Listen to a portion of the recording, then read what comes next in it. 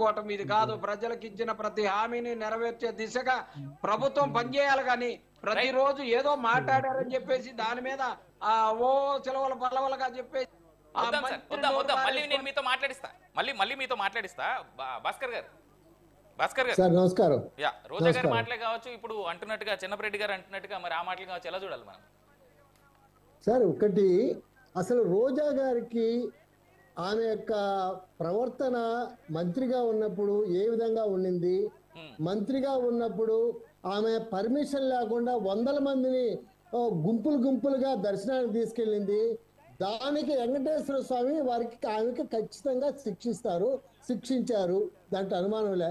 అసలు వీరి పార్టీనే భయంకరం సార్.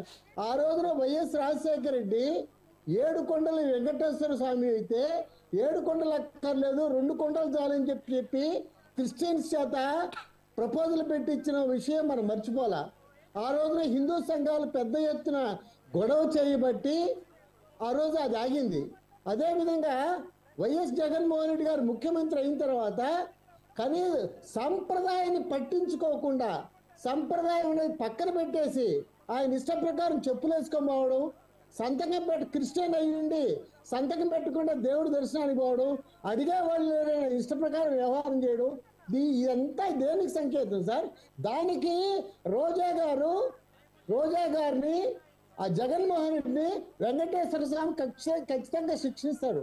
అయితే ఆమె చంద్రబాబు నాయుడు గారి నక్సలైట్ బాంబు పేల్చినప్పుడు తర్వాత పవన్ కళ్యాణ్ గారి కుమారుని బాగలేని దానికి ఆమె కామెంట్ చేయడం చూసారా?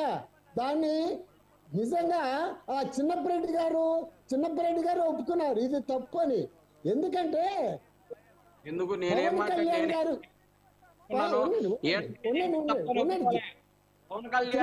చిన్నపరెడ్డి గారు నాకు అర్థమైందిలేండి, మీ భాష నాకు అర్థమైంది.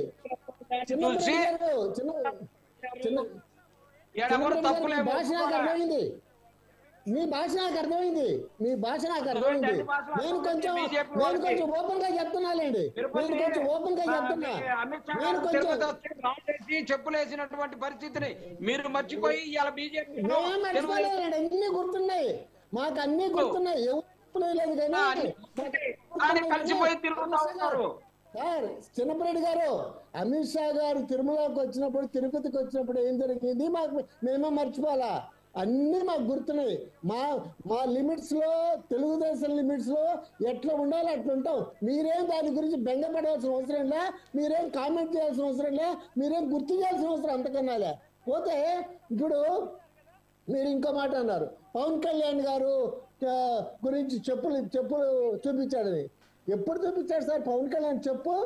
ఇష్ట ప్రకారం 3 పెళ్ళాలు ఏంది ప్యాకేజ్ ఇస్తారు, పావలా కళ్యాణం. మీ నోర్లు ఎట్ట పడితే అట్ట పడ్డాయి కదయ్యా, అవి నోర్లు అయ్యా. అవి కొంచెమన్నా మీకు కొద్దిగా మనసు అనేది ఉంటే మీకు అనిపించట్లేదా? మనం తప్పు మాట్లాడామే, ఇది కరెక్టా కాదా అనే విషయం మీకు అనిపించడం లేదు చిన్నపరెడ్డి గారు? ఇది కరెక్టా? అది ఎట్లా మాట్లాడతారు సార్? మీరు ఒక్కళ్ళు కాదు 5-6 మంది మంత్రులు. ఈ రోజా అయితే మరి ఏందో ఆమె, మరి నేను మహిళగా ఉండి నేను కామెంట్ చేయకూడదు, తప్పది. అందరికీ తెలుస్తారు ఆమె గురించి, రాష్ట్రం అంతా తెలుసు. వాట్ ఈజ్ రోజా అనే విషయం అందరికీ తెలుసు. ఎందుకు ఆమె గురించి మనం మాట్లాడుకోవడం? నేనైతే ఆమె గురించి ఒక్క మాట మాట్లాడడానికి సిద్ధంగా లేను సార్, అనవసరం. కొంచెమన్నా క్యారెక్టర్ ఉండే వాళ్ళతో మాట్లాడాలి సార్, క్యారెక్టర్ లేని వాళ్ళతో సార్. క్యారెక్టర్ అసాసినేషన్ కరెక్ట్ కాదు భాస్కర్ గారు. Sorry I will not accept those comments. Bhaskar గారు సారీ. భాస్కర్ గారు మీరు క్యారెక్టర్ వేరే గారు కాదు, భాస్కర్ గారు మీరు ఎలాగైనా కావచ్చు, అసలు ఆ పదం వాడడమే తప్పు. సారీ అండి, సారీ భాస్కర్ గారు, ఆ పదం వాడడమే తప్పు. కరెక్ట్ భాస్కర్ గారు, మీ ఉద్దేశం ఏదైనా ఉండొచ్చు కాక. ఆమె జబర్దస్త్ సినిమా యాక్టర్, దాని గురించి నేను మాట్లాడలే. క్యారెక్టర్ అంటే అది కాదు, మాట కూడా మా క్యారెక్టరే.